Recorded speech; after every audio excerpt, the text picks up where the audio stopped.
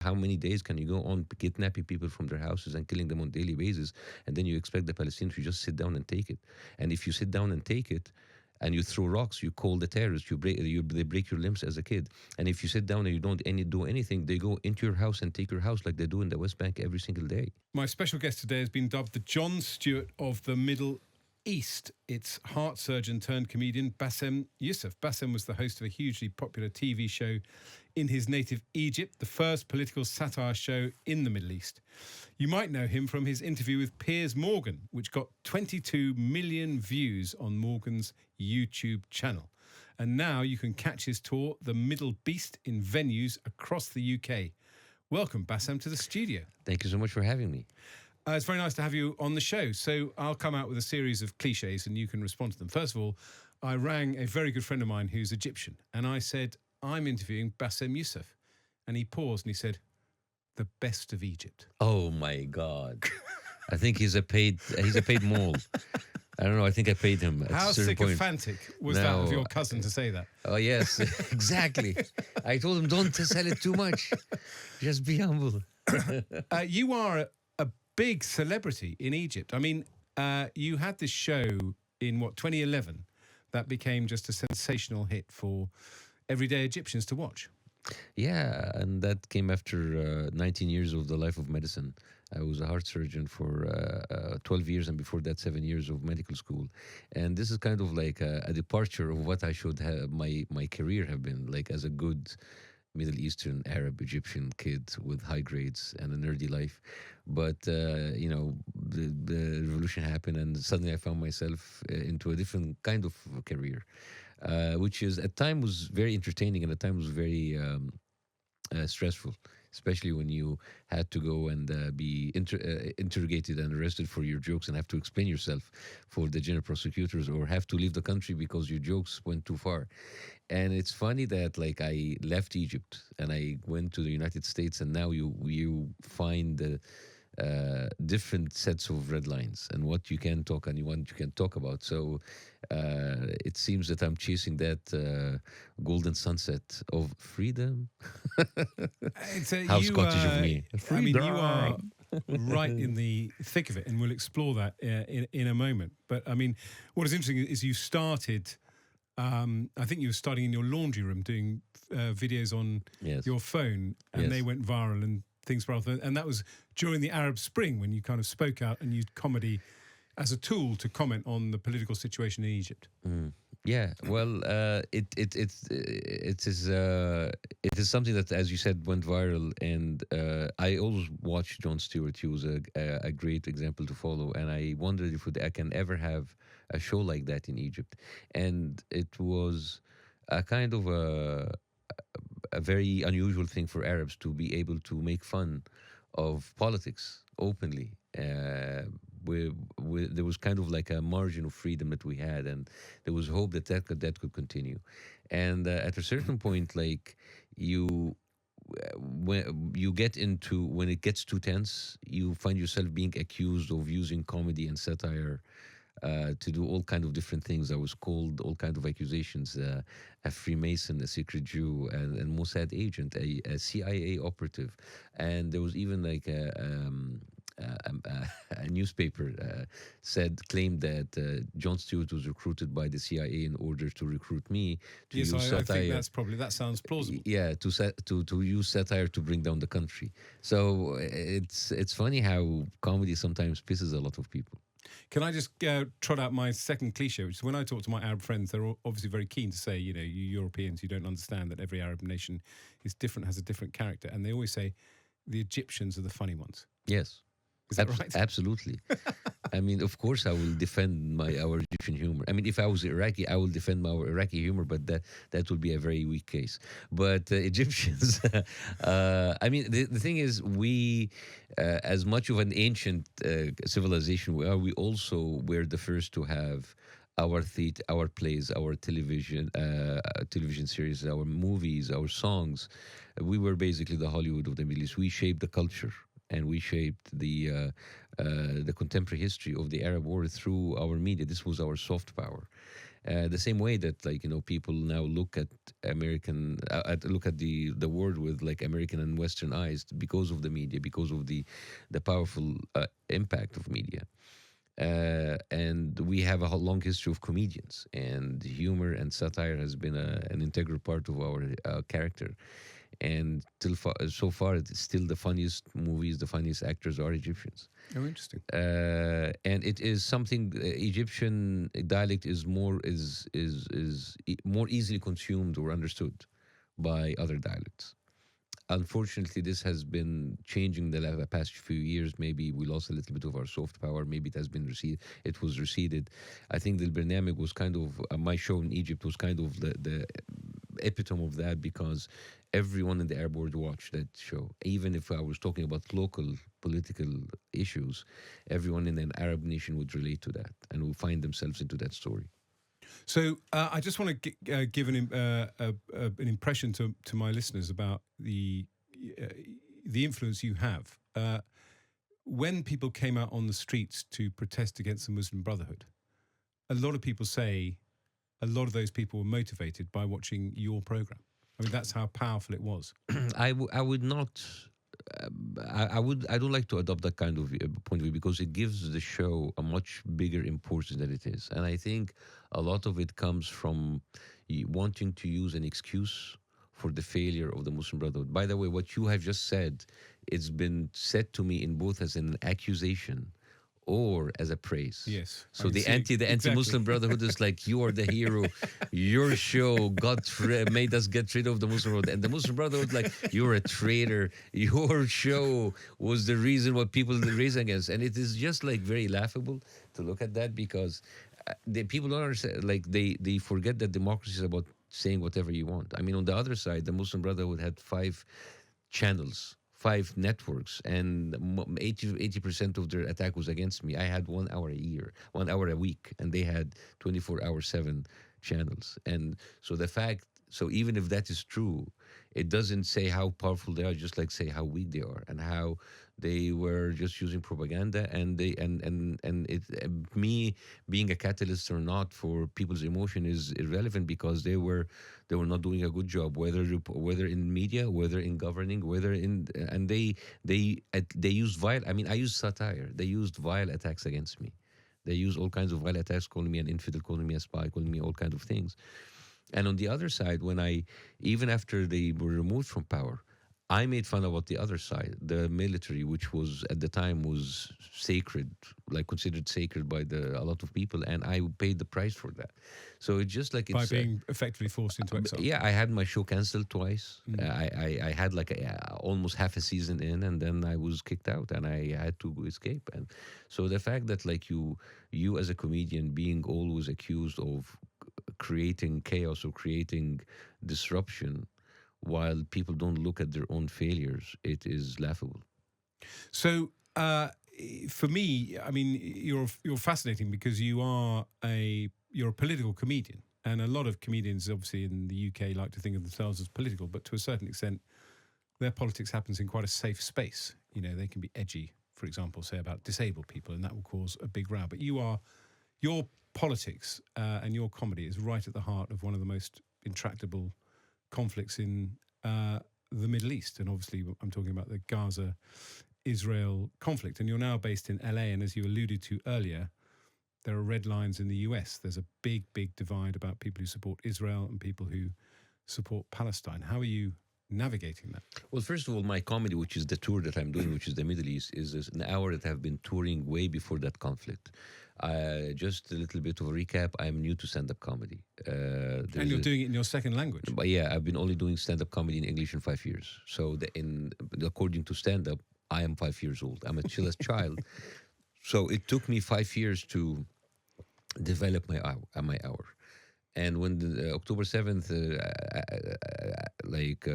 happened, and I was all on those interviews, I only talk about the conflict in the interviews. But in my show, I don't talk about it, because I'm not ready to talk about it. And I don't want to be someone who capitalizes what's happening there in my comedy. I want people to come and see good comedy that is still political, but it's more about my personal story. being a doctor, finding myself in the middle of the Arab Spring, having to travel, finding myself in the land of Trump, finding myself in an interrogation room once or a gun rally once. The story of me getting an American citizen, that is actually the story. It's my origin story. And it's a very powerful, I'm very proud of that hour. And as you said, I'm now in tour in Europe. As I told you before, I'm very excited about Birmingham, 4,500 seats in Birmingham. And it was only 700 last year. So it's only 700. Manchester, you're I'm doing growing double. exponentially. Not just like Apollo, I'm doing the Apollo 3 times. And That's the Apollo in London. And I'm doing Dublin, the National Stadium in Dublin. And this is like, I'm very blessed, but I tell people, if you think you're going to come and see like a kind of an act of what's happening now, it's not, because it's not a current event, stand-up comedy. It's my story. But what I do use sometimes comedy is the way that I talk about what's happening now. And as you said, I mean, the West has sold us this idea about like you can come and you talk about anything you want. And I do. I talk about Trump, I talk about Biden, I talk about American policies, I talk about British policies, and we can talk about anything. You can even make fun here about the royal family. But like once you talk about Israel being called an anti-Semite, how is that possible? How is that even a problem? I mean, we criticize Saudi Arabia and Egypt and America and Britain. Nobody's calling you anti-anything. You know, you rip off Iran every day, and nobody's calling you an Islamophobe. The idea that like you just talk once you talk about the policy of a certain country, and then you're being dragged into these accusations of like being against a certain ethnic group, it is very stupid. And also, as I said before, I'm a Semite myself. I'm an Arab, so this whole thing is just like quite laughable. I don't understand. This is a way to shut down the conversation, to blackmail you, to make you be afraid of speaking your mind. And so what's it like criticising US politicians when you're on, you presumably go on tour in No in one the US? cares. You call, I think you refer to Joe Biden as Genocide Joe. Do you do that in your show? No. That's that. I didn't come up with this. I say I just added the word. I said like genocide, geriatric Joe geriatric genocide Biden, because he's very old, and he's not even like a respectful genocide promoter. He's very old and he's on the way. He should be on a hospice care. I mean, he should seriously be changing his bad diapers, and he's just gonna be caught for history as the worst genocide enabler ever, because he did it while he's having Alzheimer. Can you do an impression of Joe Biden? No, I can just like do how he looks, because he looks like Mr. Magoo. You'll have to watch this interview on YouTube. Clearly. But your view is slightly a plague on both their houses, neither Trump nor Biden. I know. I mean, again, I live I live in California, so my vote doesn't matter. Because it's gonna go to the Democrats anywhere, but I just like can't in good conscience give my vote to Biden, because after what he's done, I mean, all we asked for him is just to cease fire, man, just stop the killing, and he doesn't care, and he continues spreading the lies. I mean, there's not a single American politician that spread the lies of the decapitated babies or the gang rape or all of that apologize. Although the Israeli media themselves, they had refuted every single report, and they said these were all lies. The whole idea about getting babies out of the womb of pregnant baby, all of this was refuted by Israeli media. And then the Western media don't even have the guts to translate the Hebrew reports in the Israeli media, and they're adopting one side of the conflict. It is very disturbing. So we've got a comedian who's now the president of Ukraine. So I think it is interesting, you know, the Venn diagram, if you like, the overlap between comedy and politics, and you're obviously a highly intelligent man who thinks deeply about these subjects. I mean, so I make no apology, as it were, for exploring with you briefly the Gaza-Israel conflict. I mean, you say that the allegations about decapitated babies has been refuted, but nobody can refute the fact that 1,200 Israelis were killed in cold blood. Oh yeah, absolutely. And nobody can actually refute the fact that before that term, like hundreds of thousands of Palestinians are being kidnapped and killed on a daily basis. We've been just microdosing on October 7th every day. I mean, how many people were kidnapped? What is the number of the hostages right now? It's about 60 left. 60, okay. So, I mean, many have been died. Before October 7th, there are like 5,000 Palestinians in Israeli jails. Aren't they hostages? Half of them are not even convicted of anything. Why are these called prisoners and not hostages? They're being kidnapped on every day. Before October 7th, there was 234 Palestinians killed. Is that a good number? Without anything, with no October 7th. Even 3 weeks, there was, I mean, you're talking as if there was like a ceasefire before October 7th. 3 weeks before October 7th, Israel bombed Gaza 3 days in a row. I mean, this is like a daily caning, and then you talk about like 1,200. I mean, I'm not saying that this is good, but if you treat people like animals, and you push them to the corner, at a certain point they will react. How many days can you go on kidnapping people from their houses and killing them on daily basis, and then you expect the Palestinians to just sit down and take it? And if you sit down and take it, and you throw rocks, you call the terrorists, they break your limbs as a kid. And if you sit down and you don't do anything, they go into your house and take your house like they do in the West Bank every single day. I mean, how long can you expect them? I mean, it's a wonder for me that like the 7 million Palestinians, they didn't all join Hamas. You are pushing people to the side. You're talking. I mean, I have heard about all of these allegations about the mass murder, mass rape, and yet nobody is talking about the sexual violence that happened to Palestinian women every day in Well, prisons. are you able to sit down with Jewish friends in California and discuss this issue? There are Jewish people, not necessarily are Zionist people. Jewish people are not necessarily pro-Israel people. This is the conflation that Israel wants you to think. That Israel puts itself as the representation of all Jewish people, and a lot of Jewish people do not accept it. Israel as a regime is using the Holocaust as an excuse. They're using the sufferings from Jewish people as an excuse to inflict the same pain on Palestinians.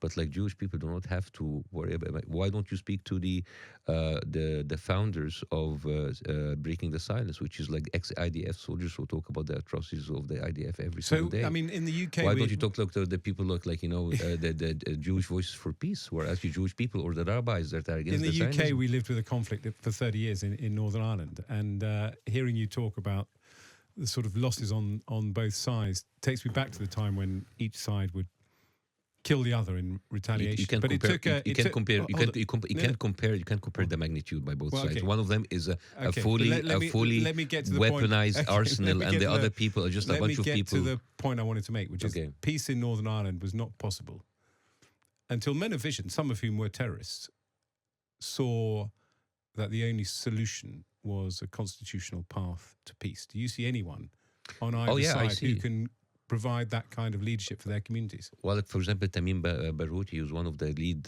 negotiators of Palestinians, and he was all about peace. He's been now in Israeli prisons for 32 years. I mean, I asked this question: where is the Palestinian Nelson Mandela? They are in jail.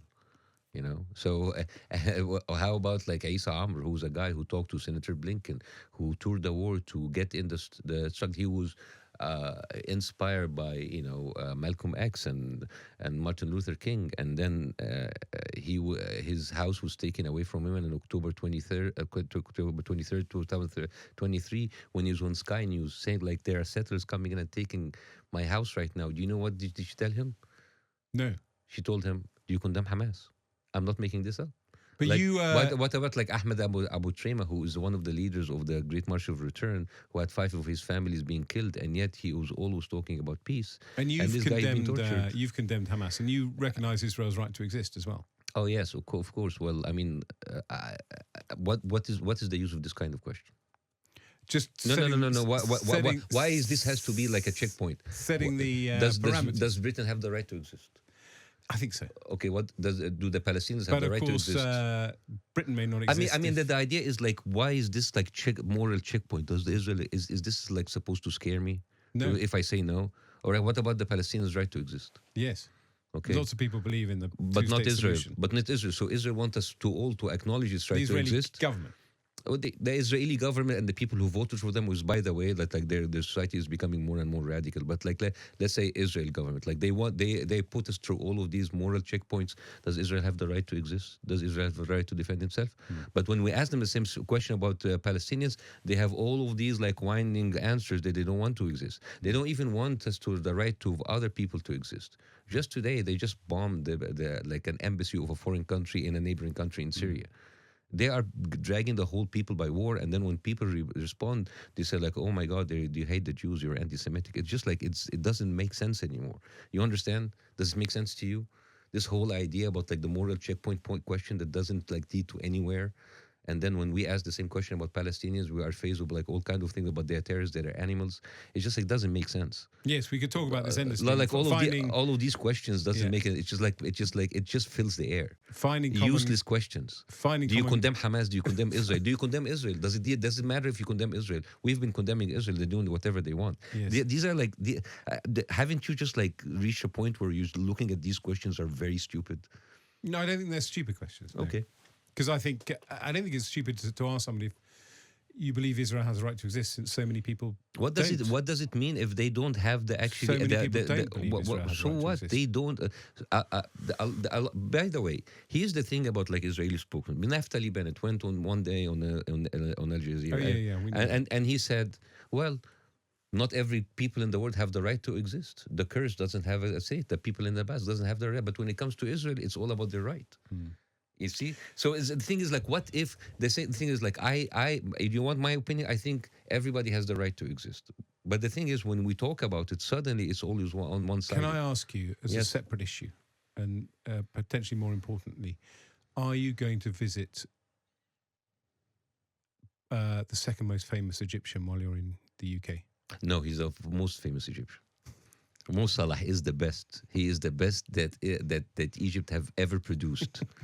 Like Mo Salah, I am one of his cultish followers. Mo Salah can never do any wrong. He's the best player in history just because he's Egyptian. When you are in Manchester, it's a hop, skip, and a jump What? to go and see Liverpool.